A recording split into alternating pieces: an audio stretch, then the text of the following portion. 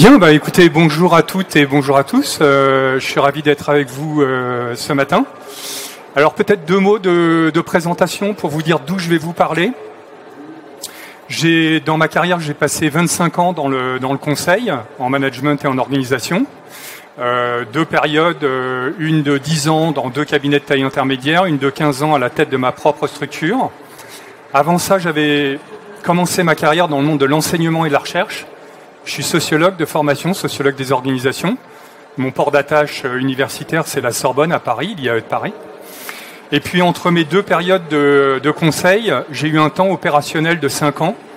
J'ai été directeur général d'un groupe de presse, petite entreprise, 150 personnes, 30 millions d'euros de chiffre d'affaires, où j'ai d'ailleurs commencé à expérimenter ce dont je vais vous parler. Ce matin. Je suis désolé, je ne maîtrise pas très bien. Comment on revient en arrière? On peut? Encore? On peut?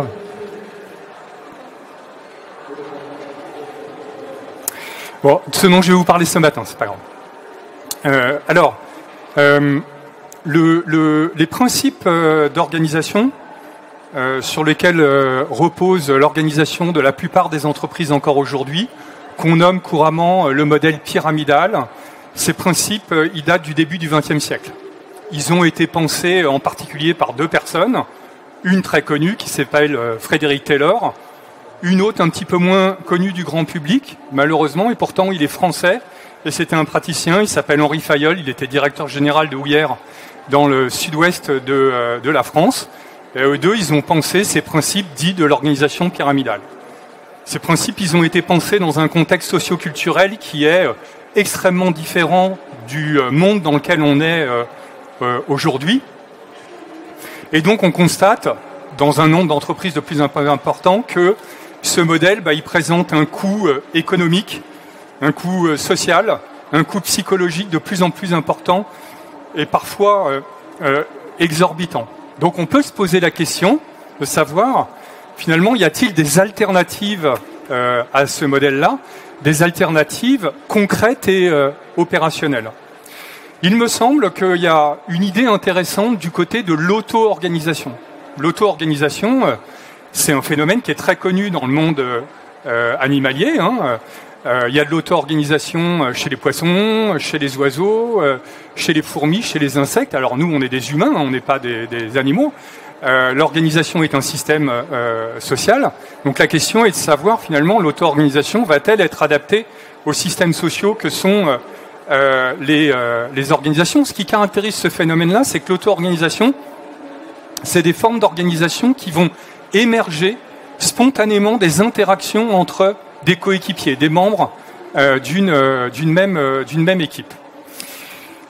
Les équipes auto-organisées, c'est pas nouveau du tout, c'est né dans les années 50, dans les houillères, en Angleterre, et puis ça s'est diffusé beaucoup, on l'a évoqué tout à l'heure, dans l'agroalimentaire, chez Danone, dans l'automobile, donc on a pu voir un certain nombre d'expériences extrêmement concrètes les années dans le temps.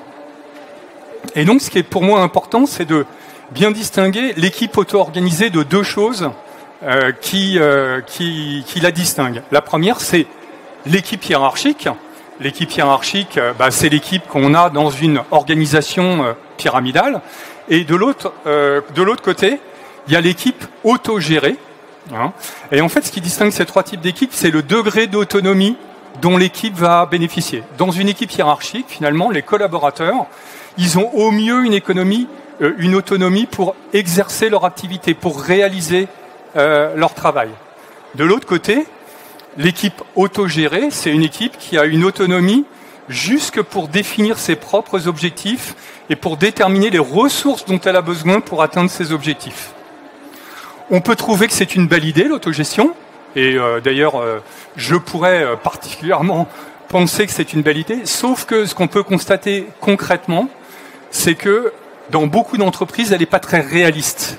Alors, les expériences d'autogestion qu'on réussit sont extrêmement limitées et demandent des contextes très particuliers pour que ça réussisse. Et entre les deux, on a l'auto-organisation. Alors l'auto-organisation, ça veut dire quoi? Ça veut dire que l'autonomie dont va bénéficier l'équipe, elle s'arrête au périmètre de l'organisation de l'équipe. C'est-à-dire que les coéquipiers, ils vont avoir de l'autonomie sur non pas la définition de leurs objectifs, non pas les objectifs de l'équipe, non pas les ressources à leur disposition, mais la manière dont ils vont organiser leur travail, la manière dont ils vont interagir les uns avec les autres, la manière dont ils vont utiliser leurs ressources. Dans une équipe auto-organisée, ça ne veut pas dire qu'il n'y a plus de manager, ça veut dire que le manager accepte de se dessaisir d'une partie de son autorité et de la partager avec ses collaborateurs sur tout ce qui concerne les questions d'organisation. C'est lui qui va potentiellement continuer à négocier les objectifs avec son propre supérieur, qui va négocier les budgets, les ressources dont va disposer l'équipe. Il va garder une autorité hiérarchique sur un certain nombre de choses. Par contre, il va accepter de se dessaisir d'une partie de son autorité sur tout ce qui concerne l'organisation. Alors, vous avez un certain nombre d'entreprises, et peut-être c'est ça qu'il y a de nouveau dans le moment, par rapport aux expériences dont je vous ai parlé, qui datent des années 50, qui ont décidé, en fait, de généraliser le modèle. Alors, une des plus connues a pris naissance dans une entreprise qui s'appelle Spotify.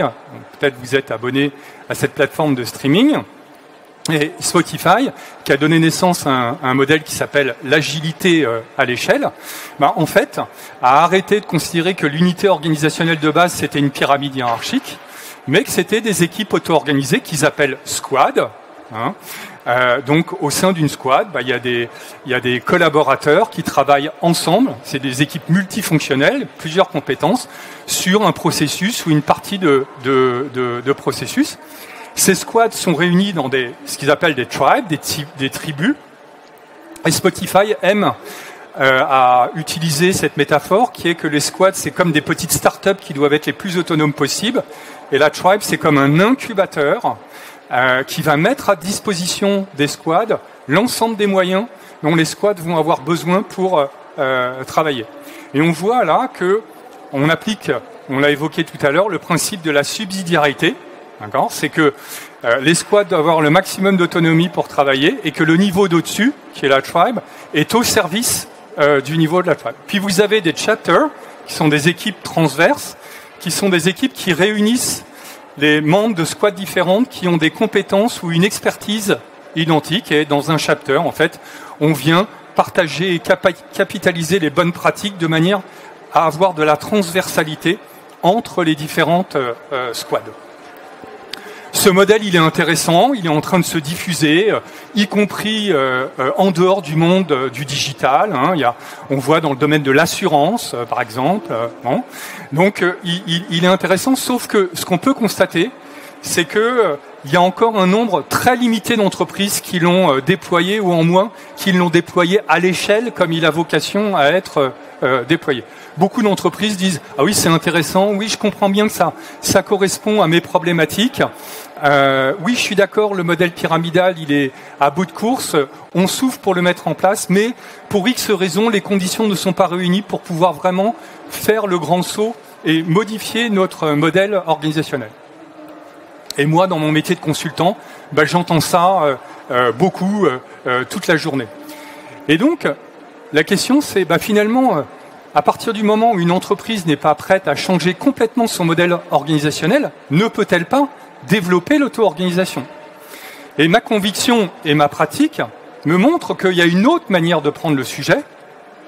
Alors, je prends l'image de l'écologie pour m'en inspirer, c'est que si on attend que nos gouvernants se mettent autour de la table et prennent des décisions pour sauver la planète, je pense qu'on peut peut-être encore attendre Godot, malheureusement. Ça ne nous empêche pas, nous, citoyens, à un autre niveau, de faire des gestes écologiques dans notre vie quotidienne. En matière d'auto-organisation, c'est exactement la même chose. En fait, un manager, à partir du moment où il passe un deal avec ses collaborateurs, il peut très bien commencer à transformer son équipe en équipe auto-organisée, développer l'auto-organisation au sein de son équipe, alors même que le reste de l'organisation reste parfaitement pyramidal. Moi, j'aime à dire, auprès des managers que j'accompagne, que l'auto-organisation, c'est pas une destination, c'est un chemin, c'est une intention pour faire évoluer les choses. Alors, toutes les équipes ne sont pas des bonnes candidates à l'auto-organisation. Hein. Moi, j'ai une petite grille extrêmement opérationnelle. Quand je rencontre un manager qui me dit « Ah bah oui, tiens, moi, avec mes collaborateurs, on serait bien tenté par l'aventure », ben, en fait, je lui pose 6 questions. La première question, c'est, finalement, est-ce que vos collaborateurs, ils ont à travailler ensemble ? Parce que plus ils auront à interagir les uns avec les autres, plus l'auto-organisation, ça sera intéressant pour eux. Vous voyez, si vous êtes dans une équipe de commerciaux, vous avez 10 commerciaux qui chacun, dans leur coin, vendent des produits à des clients sur des territoires différents, bah, l'auto-organisation, elle sera beaucoup moins intéressante que si vous êtes, comme moi, dans le groupe de presse que je pilotais, il y avait 4 rédactions. Bah, dans une rédaction, vous avez un rédacteur qui écrit les articles, un maquettiste qui les illustre, un secrétaire de rédaction qui met en forme, et toute la journée, ils interagissent les uns avec les autres pour produire le journal. Bah, dans le cas d'une rédaction, l'auto-organisation, elle est plus intéressante que dans le cas d'une équipe de commerciaux. La deuxième chose, c'est est-ce que la performance collective est différente d'une somme de performances individuelles ? Encore une fois, je reprends mon exemple de commerciaux. Le directeur commercial, sa performance, c'est un chiffre d'affaires. Ben, c'est la somme des chiffres d'affaires réalisés par les commerciaux. Dans une rédaction, la performance, c'est-à-dire la qualité du numéro qui va sortir, elle n'est pas du tout égale à la somme des performances individuelles.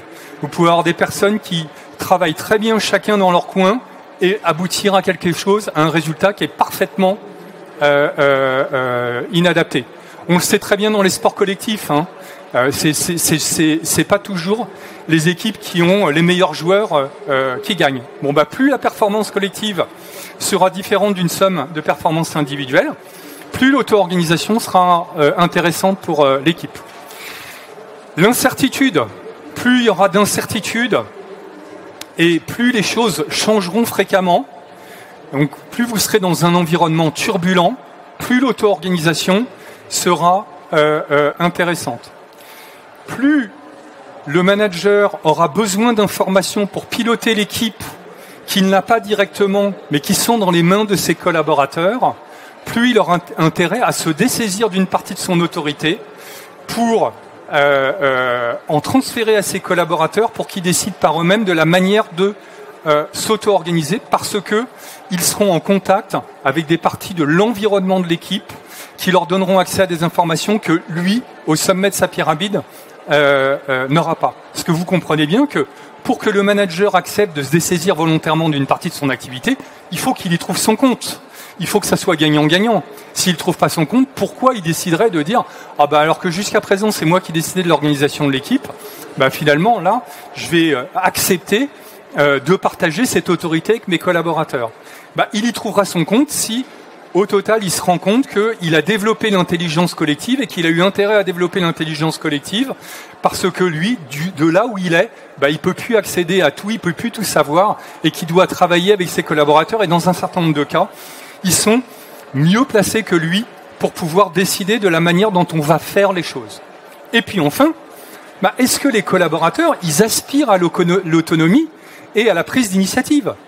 On voit bien d'un point de vue macro-sociologique que, et c'est bien une des données qui a changé depuis le début du XXe siècle, que toute chose égale par ailleurs, plutôt en termes de sociologue, je devrais dire toute chose bien considérée, on est dans des sociétés qui aspirent davantage à l'autonomie. Mais il y a aussi un certain nombre de contre-exemples. Il y a des contextes, moi j'ai un certain nombre de mes clients où je vois des équipes où les personnes disent non, mais moi en fait je considère que mon travail est un moyen et ça me va très bien de mettre en application ce qu'on continue à me demander. Bah ça sera moins intéressant pour l'auto-organisation que quand je suis dans un autre contexte où j'ai des collaborateurs qui ont envie de prendre des initiatives, qui recherchent de l'autonomie. Comme on le signalait tout à l'heure. Voilà. Alors, plus vous répondez oui à ces critères, plus l'auto-organisation sera intéressant pour votre équipe. Ça veut dire quoi? Ça veut dire que l'auto-organisation, c'est pas la panacée, c'est pas le nouveau modèle organisationnel. Moi, je suis un grand disciple d'un courant en théorie des organisations qui s'appelle la théorie de la contingence, que les Québécois ont surnommé le principe du « ça dépend ». C'est qu'en organisation, en fait, ça dépend. Ça dépend du contexte dans lequel on se trouve. Il n'y a pas d'organisation idéale. L'auto-organisation, c'est adapté à certains contextes et puis pas à d'autres.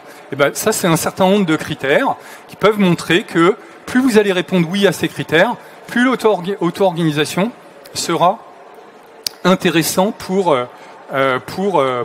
votre équipe. Et plus ça sera facile à mettre en œuvre. Alors, une fois qu'on a dit ça, comment on fait? En fait, c'est l'objet de mon dernier ouvrage où j'ai développé une méthodologie que j'appelle le cercle vertueux de l'auto-organisation. Je me suis appuyé à la fois sur ma pratique, mais aussi sur des travaux. Je vous ai dit que les équipes auto-organisées, elles dataient des années 50. Il y a beaucoup de travaux avec des méthodologies qui ont été développées dans le monde industriel pour les équipes autonomes de production. Il y a des travaux qui ont été développés dans les années 70 dans un courant qui s'appelle la sociocratie, qui a été largement repris par un autre courant qui s'appelle l'holacratie. Plus nouveau, mais la sociocratie, ça date des années 70, donc là aussi, on a des retours d'expérience sur le sujet. Je me suis inspiré d'un autre courant américain qui est assez peu diffusé en France, qui a été beaucoup développé dans les années 90, qui s'appelle la Team-Based Organization, notamment auprès des travailleurs du savoir, dans un centre à Los Angeles qui s'appelle le Center for Effective Organization. Et puis, je me suis aussi inspiré des équipes agiles qui, depuis le début du XXe siècle, qui se diffusent de manière importante et qui développent aussi l'auto-organisation. Simplement, je me suis rendu compte que tous ces courants, c'était extrêmement intéressant, mais que les principes méthodologiques étaient fortement ancrés dans un contexte. Par exemple, si vous essayez de développer les principes de l'agilité en dehors du monde du développement informatique et en dehors du mode par projet, c'est très difficile. Toutes les organisations ne sont pas prêtes à travailler en mode sociocratique. Et donc, ce que j'ai essayé de faire, c'est en agrégeant, et je vous dis, j'ai commencé à expérimenter ces principes-là dans l'entreprise que j'ai dirigée pendant 5 ans, donc dans la presse, où il y avait un terreau assez favorable, notamment compte tenu du rapport à l'autorité des journalistes pour l'auto-organisation. J'ai essayé de prendre les principes méthodologiques et j'ai essayé de définir en fait 6 étapes qui ont vocation à pouvoir s'appliquer à tout type d'équipe, quelle que soit la nature de leur activité, à partir du moment où ces principes se rejouent dans un contexte donné, avec un manager et ses collaborateurs. Alors, je ne vais pas tous les passer en revue, je n'aurai pas le temps ce matin. Je voudrais juste vous mettre l'accent sur 2 principes pour vous montrer que parfois c'est un petit peu plus facile à dire et que ça nécessite de faire évoluer les représentations culturelles qu'on a dans le monde de l'organisation. Le premier, il concerne l'équipe, et le deuxième, il concerne l'organisation. La première chose, c'est qu'un des principes clés de l'auto-organisation, c'est d'essayer de mettre votre équipe en mouvement. Alors, petit rappel de philosophie, je ne sais pas si vous vous souvenez d'un penseur grec qui s'appelle Héraclite. Donc, il était en Grèce au moment où la Grèce était largement tournée vers l'Asie. Et un des fragments les plus connus d'Héraclite s'appelle « On ne se baigne jamais 2 fois dans le même fleuve ». Nous, occidentaux, quand en fait on est sur les berges d'un fleuve, vous voyez, moi par exemple, je suis parisien, je vais courir tous les dimanches matins sur les berges de la Seine.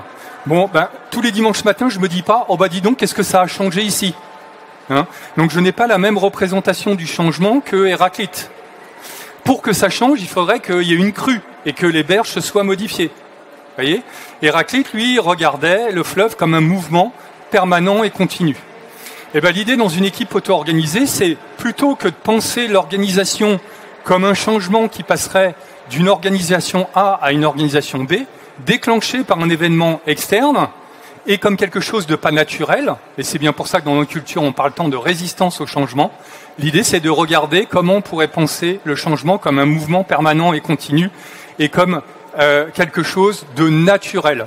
Un Asiatique, par exemple, si vous lui dites, comme je vois, j'ai un certain nombre de mes clients, « Oh mais on n'arrête pas de changer, quand est-ce qu'on va voir le bout du tunnel ?» Il prend peur parce que pour lui le changement c'est la vie, et le seul moment où il arrêtera de changer, c'est le jour où il sera mort. La deuxième chose, deuxième principe, c'est s'inspirer plutôt de l'acupuncture que de l'allopathie. C'est quoi la différence entre un médecin allopathe et un médecin acupuncteur? C'est que l'allopathe, vous allez le voir quand vous êtes malade, quand il y a un problème, et vous allez voir pour qui vous soigne. D'accord? Si je fais une analogie avec l'organisation, je change d'organisation quand mon organisation est plus adaptée à mon environnement. Je vais voir un consultant pour qu'il me fasse un diagnostic et qu'il me fasse quoi faire. L'acupuncteur, il va essayer de faire en sorte que vous restiez en bonne santé en favorisant la circulation de l'énergie dans votre corps pour éviter que vous tombiez malade. L'idée de l'auto-organisation, c'est de faire de l'organisation un sujet de management que vous allez mettre sur la table de manière récurrente, de manière préventive avant qu'il soit trop tard. Et vous allez l'intégrer dans des rituels. Une manière très opérationnelle de faire, c'est que dans une équipe, en général, vous avez un rituel qui s'appelle la réunion d'équipe, où vous faites plein de choses en même temps. Dans une équipe auto-organisée, l'idée c'est de scinder ce rituel en trois, d'avoir un rituel qui peut être quotidien, que l'agilité appelle le stand-up meeting, où on se réunit tous les matins pour partager des informations, d'avoir une réunion de pilotage, par exemple toutes les semaines ou toutes les 2 semaines, pour faire le point sur les résultats, et puis d'avoir des réunions de gouvernance tous les trimestres, tous les semestres, pour remettre l'organisation sur le métier et d'anticiper avant qu'on ait besoin de se réorganiser. Dit autrement, dans une équipe auto-organisée, si vous avez besoin de vous réorganiser, c'est que vous avez échoué. Le dernier principe, c'est au niveau de l'organisation dans sa globalité. J'aime beaucoup un philosophe sinologue qui s'appelle François Julien, qui parle de transformation silencieuse. Ça veut dire quoi une transformation silencieuse? C'est une transformation qui se passe sous vos yeux par petites touches successives sans que vous vous en rendiez compte. Vous voyez, moi j'ai 3 filles, ma fille aînée s'appelle Laure, elle a 28 ans, et à un moment donné j'étais en face d'elle, elle devait avoir à peu près 21 ans à ce moment-là, à dîner, et tout un moment je me dis, oh là, Laure, j'ai en face de moi une adulte. Laure, elle n'est pas devenue une adulte du jour au lendemain, elle est devenue une adulte par petites touches successives sans que je m'en rende compte, et à un moment donné, je me suis dit, waouh, ça y est, c'est une adulte. Je me rends compte, chez les clients chez lesquels je travaille, que si on prend l'auto-organisation par une équipe, plutôt que d'essayer de transformer l'organisation avec une intentionnalité et un plan de transformation, dont Loïc vous a dit que les stats, c'était qu'il y en avait plus de 70% qui échouaient, si on rentre de manière locale, bottom-up par une équipe, et qu'on travaille avec une équipe, et que cette équipe va là où elle peut aller, et puis qu'on développe le même travail avec l'équipe d'à côté, et que les personnes se parlent au restaurant d'entreprise pour dire « Ah oui, nous, on expérimente une forme d'organisation de manière différente », je m'aperçois que par infusion et capillarité, si j'avais plus de temps, je vous donnerais des exemples chez au moins deux de mes clients, on a réussi à modifier le modèle organisationnel de manière bien plus substantielle que si on avait fait de la transformation une intention avec un plan de transformation. Dit autrement, la transformation, c'est pas une intention, c'est pas un input, c'est un output, c'est la résultante de quelque chose qui va se passer de manière incrémentale et continue. C'est comme ça que, de mon expérience, on peut le plus facilement passer de l'équipe à l'organisation. Voilà, je vous remercie de votre attention.